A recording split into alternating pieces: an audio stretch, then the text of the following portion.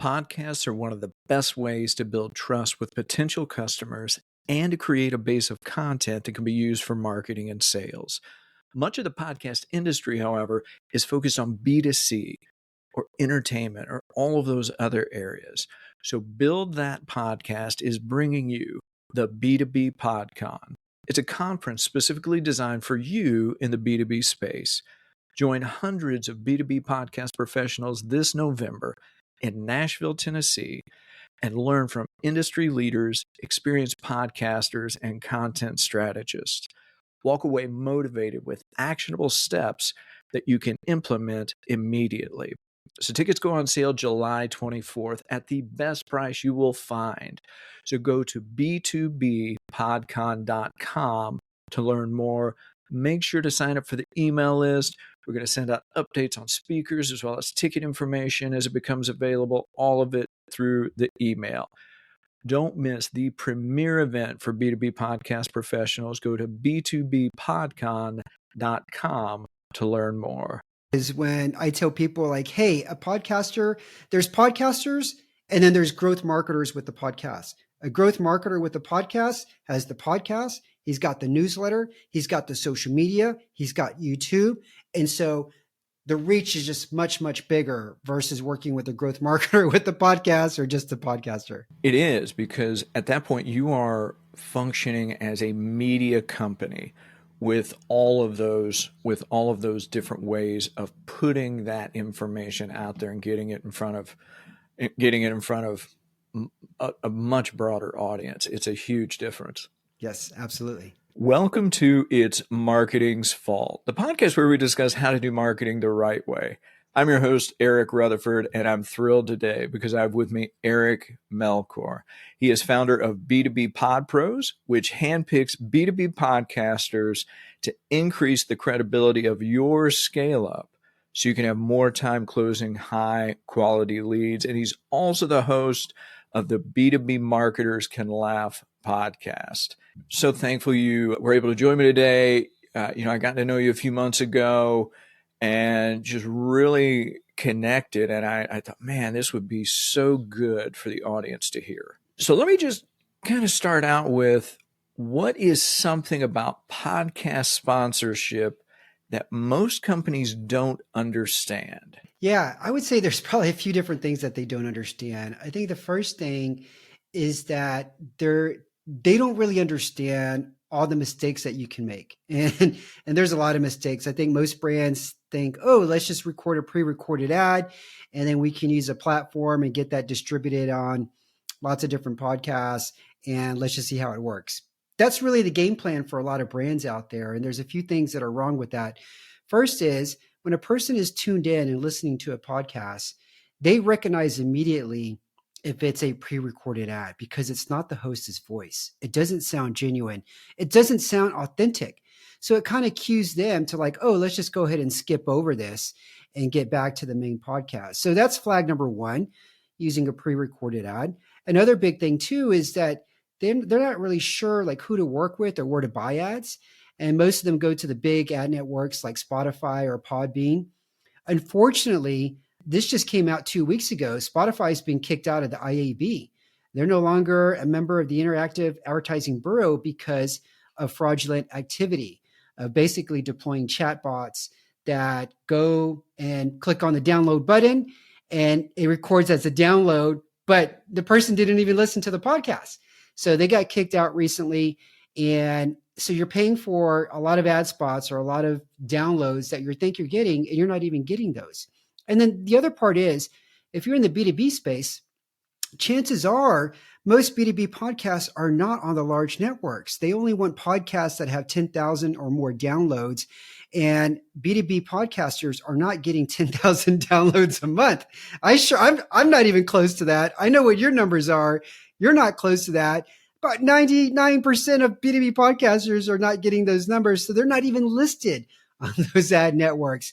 And so they're missing out. Brands are missing out on the potential of working with some genuine, credible B2B creators that have a podcast if they choose to go that route and work with the large network. So those are a few things that brands get wrong. I think those are fascinating. And let me just ask, Man, we could just spend an hour just talking about each one of those. Talk about downloads and how that's a bad metric.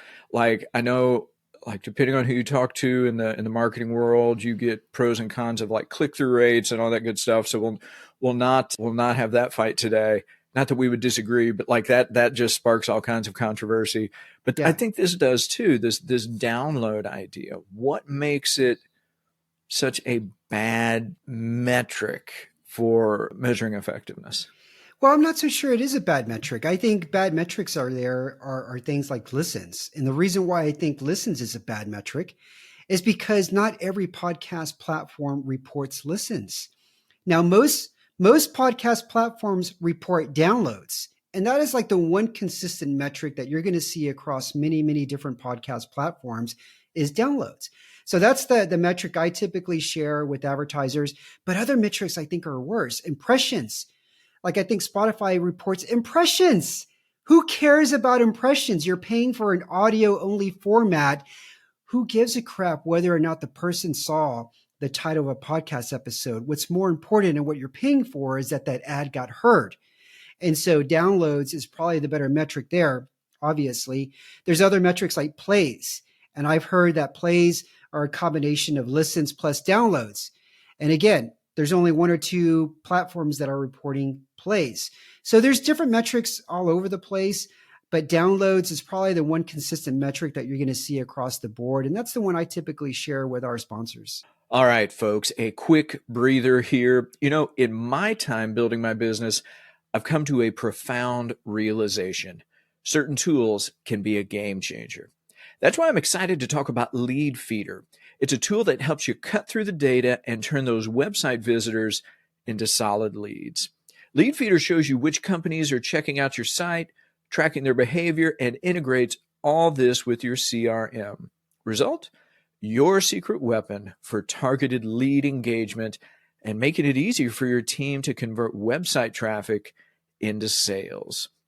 Head to leadfeeder.com for a free demo and get a free extended premium trial when you let the rep know that you found about Lead Feeder through the It's Marketing's Fault podcast. All right, back to the show. I appreciate you elaborating on that with the difference between downloads and this idea of listens or plays and how not all platforms list all of them. Impressions boggles my mind. Yeah, that one's totally horrendous. But I appreciate the download that it is sort of consistent across platforms. Something I learned recently, and you may have heard this, you may not, I don't know. I'd love to hear your thoughts, is how Apple in the last few months had changed some of the way they do things, where now if you don't listen to a podcast like the last 6 or 7 episodes, I think, they no longer automatically download it to your feed. Have you heard anything about that? I have. And so downloads, around 10 to 15% of downloads never get listened to. And it's because downloads automatically get added to your feed if you subscribe to a show. And it doesn't mean that the person listened to those episodes. They were just downloaded. So it's an estimated around 10 to 15% of downloads do not get listened to. And I did hear those changes recently by Apple. I think you only get the latest 5 or 6 episodes that you mentioned that are going to be on your phone when you reach for it and look for that different podcast, right? Yeah, I think that's a big change. Is it going to really change things in the industry? No. And it's not, because Apple, I think, is only the third top choice for podcast consumption. The first one right now is YouTube. YouTube recently passed Spotify and Apple, and it's the number one destination for podcasts. I never used to listen to podcasts on YouTube. For me, it was always audio only while I was running or working out. Recently, though, I started listening to My First Million and a couple of other podcasts on YouTube because it's convenient. I'm there working. I want to hear something in the background. I know I can access it pretty easy with a couple of clicks versus, let me go get my phone. Let me go get my headphones. Let me open up my phone and scroll for it and try to find the podcast. No, within a couple of clicks, I can listen to the podcast. And even better is that I can see the host that I enjoy listening to, that I sort of relate to now because they've been in my ear for thousands of minutes over time. I feel like I'm hanging out with them when I listen to the show. So YouTube is probably the number one, it's not only number one choice for podcast consumption, but I think they're going to be the biggest platform that whatever they do in regards to podcasts is going to have the biggest effect.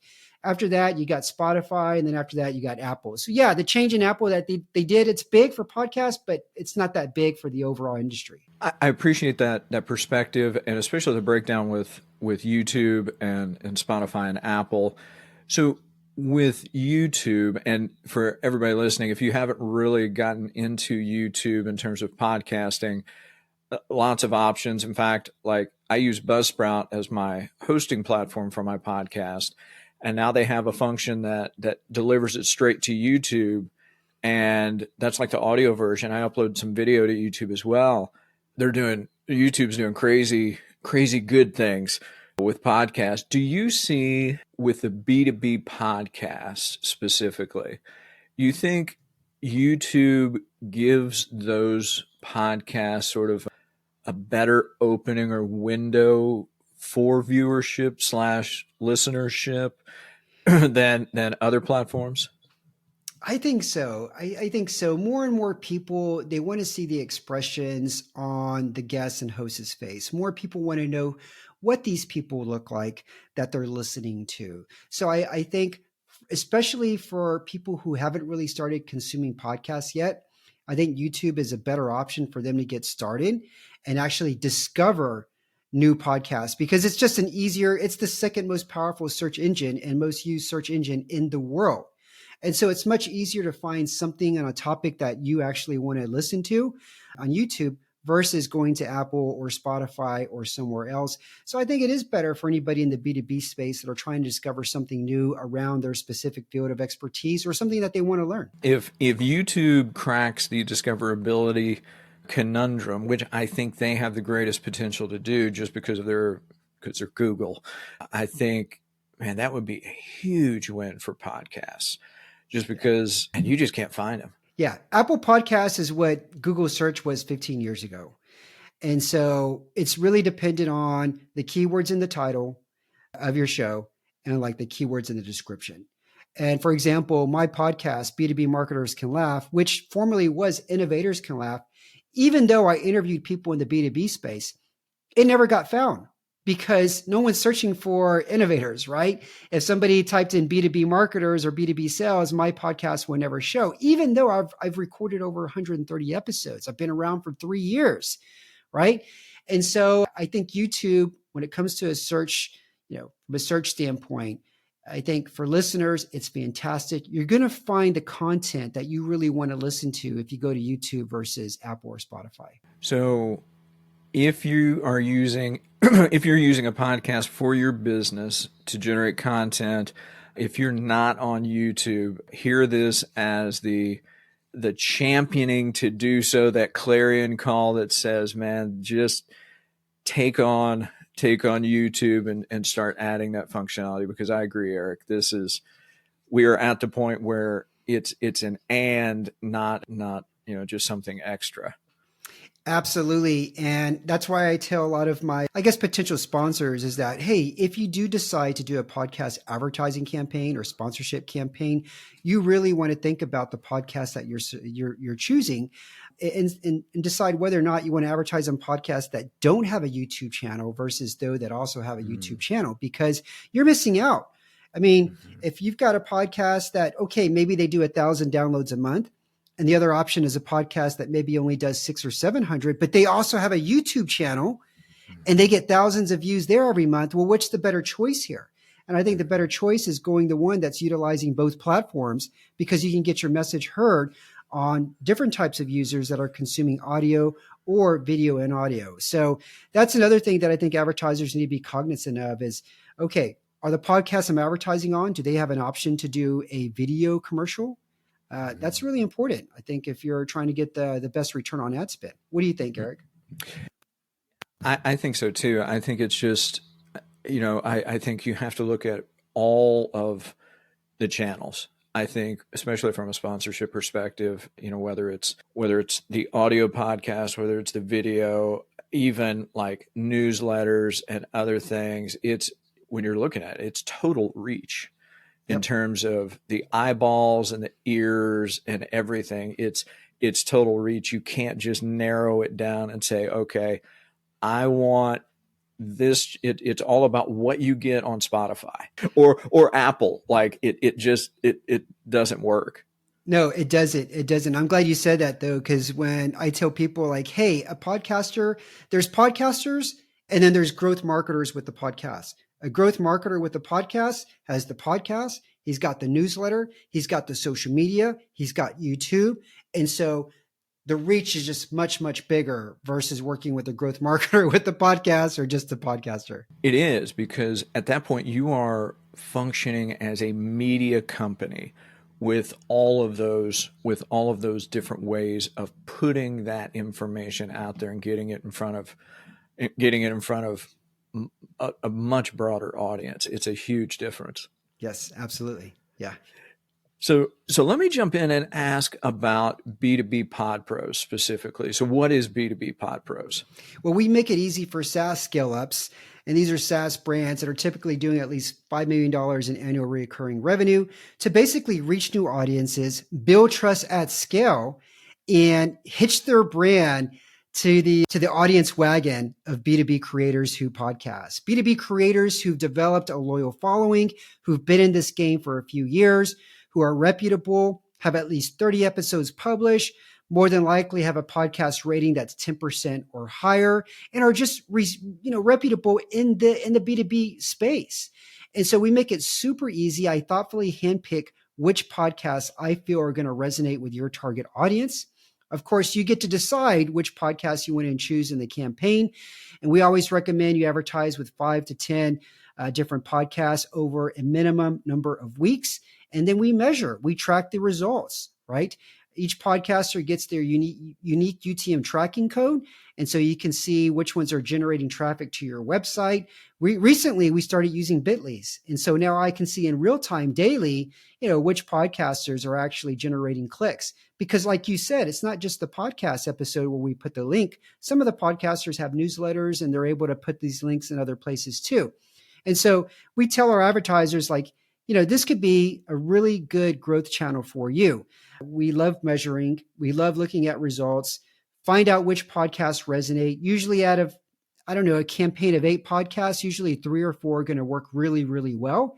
At the end of the campaign, my suggestion is continue working with those, remove the ones that didn't seem to resonate so much, and then add some new ones to the mix. Over time, your return on investment just gets a lot better. And you found basically a new growth level that's with podcasters who are going to be really good partners and collaborating and help growing your brand. I think that's fascinating. I love the approach. It's handpicked. It's almost bespoke for both the company and then really as you work with those podcasters. So what prompted you to start B2B Pod Pros?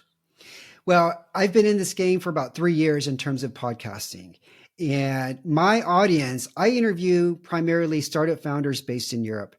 I don't get thousands of downloads, right? But I started approaching companies and saying, hey, I've got some sponsorship opportunities available. Okay, their response was, great, what's your reach? How many downloads do you get? Okay, I get about 500 downloads a month. And they're like, yeah, we're not interested. So the thing is that when companies are buying ad space on Google, Facebook, other channels where they're seeing, okay, we spend this amount, we're going to get X number of impressions or whatever reach. And then they hear something like, oh, you're going to get, a few hundred downloads or whatever. It just doesn't sound that great. And so I couldn't work with the large ad networks because they don't want my podcast. I'm not generating 10,000 downloads a month. And I just thought about it. There's a lot of B2B podcasters that are in my shoes. We have a hard time getting sponsors, even though we have a very valuable audience. We have the kind of audience that are decision makers at companies and deciding what tools to use. So I know it's a very valuable audience. And so I started reaching out to some people in the space that I either collaborated with or had partnered with in the past, people like Sarah Noel Block, Andre Zikovic, and some other players like, Sean Temper. And I'm like, guys, we all have a podcast. And I know monetizing it is not on your list of priorities, but still, if if I can go out and get us a sponsor and you don't really have to lift a finger, right? And there's no risk to you because this isn't exclusive. If you want to go get your own deals, that's fine. But I take all the legwork of like saving you time and saving you the hassle and the back and forth of dealing with advertisers. Would you be interested in forming a community? And we would go out and basically pitch ourselves as a group sponsor. So now instead of telling an advertiser, hey, if you sponsor my podcast, you get 300 downloads a month, it's more like, hey, sponsor a group sponsorship and you're going to get 5 to 10,000 downloads a month. And we're going to manage everything for you. These are people that are reputable. I'm going to provide you detailed information about each one of them. Anyway, those podcasters, they were like, sure, why not? I mean, it's no risk.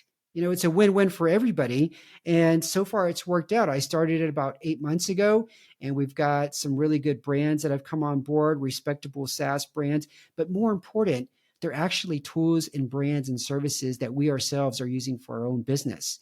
And we're learning about them. And we're like, wait a minute, this is really a great tool. And a lot of us have started implementing these tools in our own business, which is even better for the advertiser because now when we talk about them on our show, we get excited. There's a lot of enthusiasm. It's not like your typical cookie cutter ad script that is read by some podcaster that is just doing it for money. No, we actually like these brands and products. And so it just makes the ad more believable.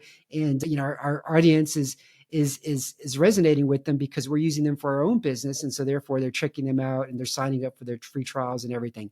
Anyway, going off on a tangent there, that's how I got B2B Pod Pros started. I love it. And in full disclosure, for everybody listening, I'm part of B2B Pod Pros. Eric had approached me.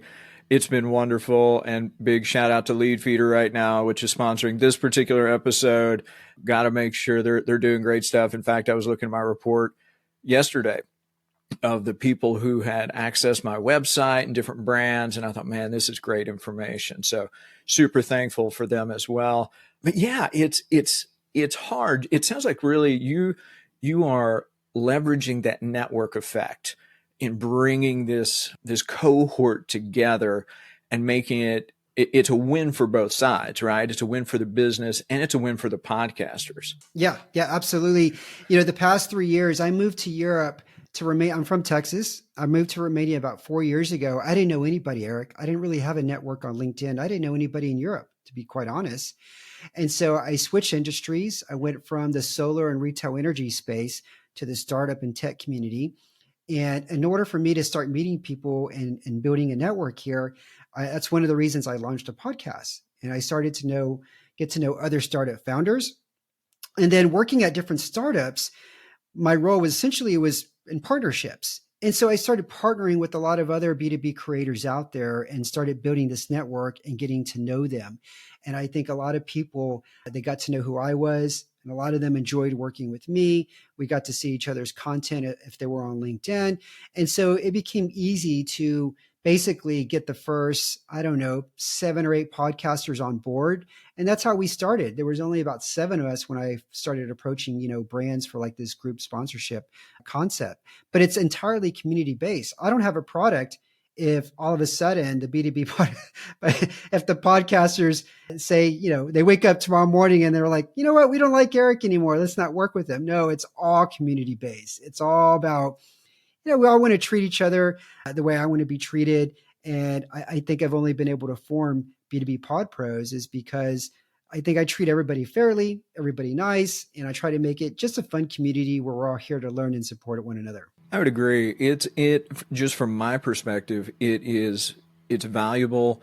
It's a great place to learn and sort of be encouraged and encourage one another, because podcasting is one of the great mediums that is very isolated in terms of like, you have this conversation, but then you go and you do stuff and it's like the collaboration's weird, for lack of a better term. I don't know. It's just weird. So having that is incredible. Yeah. It's the one channel that you can definitely say it's a grind. And that's why I think 90% of podcasts don't even get past episode 10, because there's a lot of work involved and there's not a lot of reward in the very beginning. There just isn't. And so you think, wow, I've been at this now for 10 episodes and I'm only getting like 20 downloads like a month. Most people quit. They quit. And it's hard. The production, there's time effort, there's a cost effort because there's different tools out there. You got to learn new skills. You got to learn how to edit, audio, edit video, the distribution. At the end of it, it's like, oh my God, I spent all this time and effort. I'm already tired. I don't have time to market it. Right. So there's just a lot of work involved. And so to be able to get on a group call or exchange Slack messages with other people who are going through what you're going through is actually comforting. I think it is. It is. And you're right. It is, it is a grind. It's one of those things. So for everybody listening, and I encourage businesses to look at podcasts as a content medium, as a way to build trust, not only with the audience, but with people in the marketplace whom you can interview. But it is a grind because you almost have to say, I'm going to do this for a year and not worry about the results. Yeah. In terms of, you market it, as we've talked about, the discoverability is low. You really have to almost commit to a year and then begin really looking at those type of results. Obviously, you're building relationships, you're doing a lot of other good stuff. So there will be other, benefits along the way, but yeah, it's a long runway. Yeah, absolutely is. 7 to 18 hours just to produce one episode. And if you're going to do that week after week after week, then I would say do it because you're passionate about it. Do it because you enjoy it. Don't do it with the thinking that, okay, eventually I'm going to monetize this.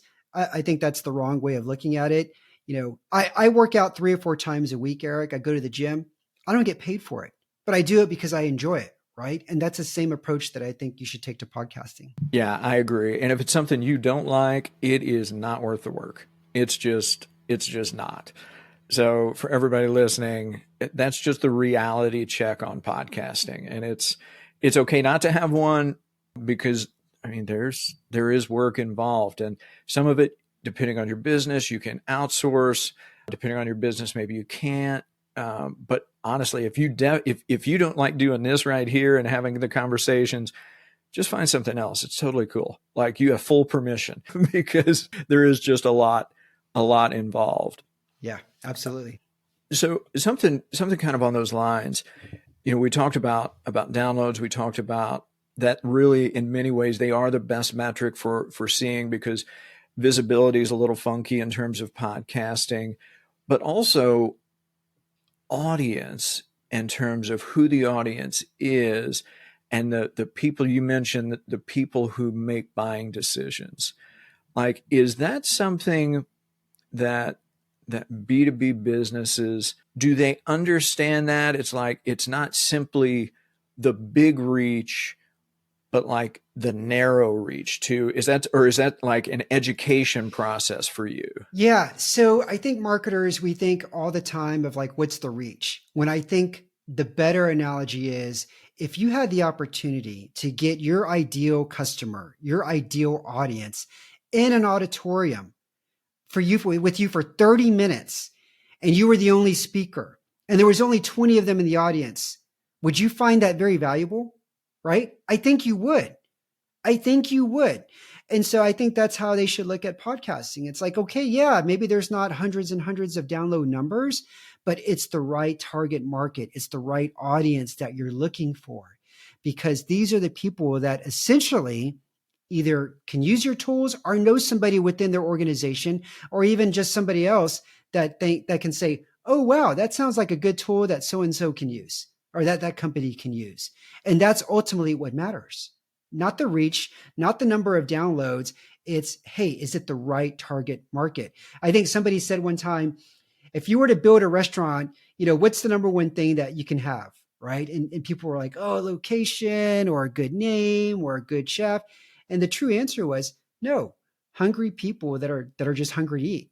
That's the main thing that you want. And I look at podcasting the same way. It's like your audience. They're B2B, marketers, they're tech founders. And I'm primarily talking about our network because we tend to focus on SaaS mostly. And so that's why I'm saying that they're decision makers at companies. No, and I appreciate that. And I think just for so long we have, as marketers, I think, been conditioned to think mass market.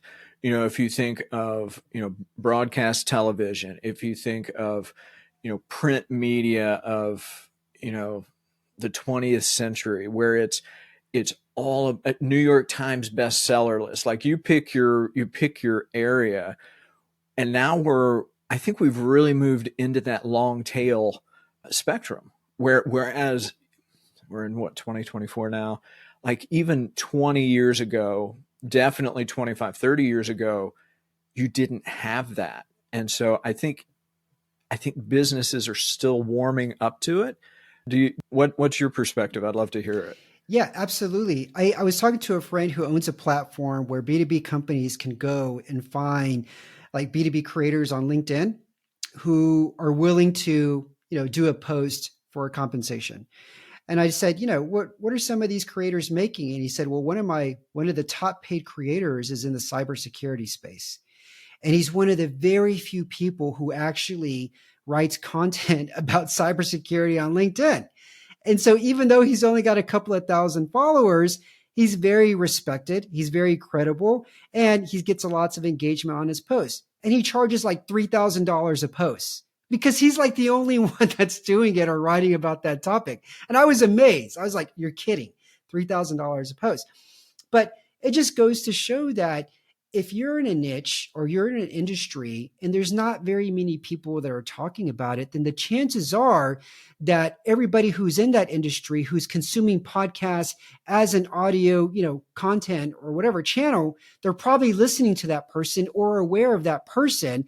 And anything that person says is going to be, okay, so-and-so, he's behind this, then it's probably a good product or a good service. Let me at least check it out. That's a beautiful example of it's not about the size of the audience, but really who that audience is. And again, it's like numbers do matter, like it is, but if you can get in the room with the right audience, it changes the game completely. Yeah, absolutely. I love that. So let me ask you just real quick about B2B Marketers Can Laugh podcast. So just give us the 30,000 foot view of the show and what was the prompting and what keeps you moving with it? Yeah. So I was working for this startup before I created the podcast, and I was asking everybody these questions, and they were all from different countries from Europe. And as an American, one of the things I discovered moving to Europe is that we actually think it's very awkward if we're on a meeting and everybody's quiet. As an Americans, we find that really awkward and we can't take it. And so we'll start the conversation. We'll start talking, right? And so I started asking people these questions like, hey, in your country, what is a food that your partner likes or a dish and you can't stand it? And people were sharing like different dishes, like, oh, it's this Jello with bones in it. And somebody else like from Turkey was like, oh, I know what that is. And yeah, that is disgusting. And somebody else was like, oh no, we have a worse dish here in Slovakia, And I was doing these meetings every week, asking these questions. And the people from the different, countries were like, man, Eric, these are really funny questions. You should start a podcast and have like, different nationalities on it, because you get us to talk. We're not used to like talking this way and revealing the stuff about our personalities the way that you do. And so I thought about it and I'm like, hey, this would be a great way to network, meet other people, and just get them talking about their journey and their business, but try to do it in a fun conversational way and try to get them, to laugh. So I have one rule, and that's if nobody's laughing during the recording, that show doesn't get published. So I try to make it, hey, you're going to learn some things about these startup founders, but it's also going to be funny as well. Oh, I love that. It is, and I love that perspective too on Europe, because again, I'm here in the US. For everybody listening, I'm here in Tennessee. And so I don't have the perspective that you do, and being in Europe and talking with people from all of those countries. So I appreciate that. And I think that is one of the common things about being human is laughter, and finding those commonalities and those fun things that we all find funny. Yeah. Music, laughter, food. There's just a lot of things that help bridge and make that connection between people that come from very different places. I love it. So let me ask one last question here before we wrap up. Any takeaways that you'd like to leave the listeners with? If you're considering testing podcast advertising as a growth channel, right? You want to test it out, go to b2bpodpros.com. I've got a free, I call it the Remarkable Podcast Sponsorship Checklist. And if you go through this checklist, it's going to improve your ROI tremendously. There's a lot of mistakes that brands make. Some of them are like, hey, what location of the ad should we pick here? And there's like a pre-roll, mid-roll, and post-roll. And I tell you, I recommend this is what you should get for a higher converting ad. Where should you place that ad? Like approximately what time within the episode? What are some things that the host shouldn't say? And this is something I've learned too. I've learned that if the host says, okay, now it's time for a commercial break. Well, that kind of signals to the listener that, oh, this is not really part of the conversation. I can skip through this. Right. So there's those little nuances too that are really important and that can really help improve the results that, the performance of the campaign. So I would say go to b2bpodpros.com, download that free checklist if you're considering trying podcast advertising as a growth channel. b2bpodpros.com. Check out the link, get the resources, get the checklist. It will definitely help your business and get you thinking it'll get you moving forward in the best way where you're not guessing and having to try and figure things out. And I don't know about you, but when I get confused and I start having to ask a bunch of questions, I tend to just shelve it. So getting this feel and understanding will make life so much easier. And I think it's a valuable option for B2B businesses. And I think it's only going to become more valuable going forward. I agree. Yeah. Well, Eric, this has been a blast. I always enjoy chatting with you and just learning more about this space. So I appreciate your time today. Thanks for joining me. Thanks for having me on the show, Eric.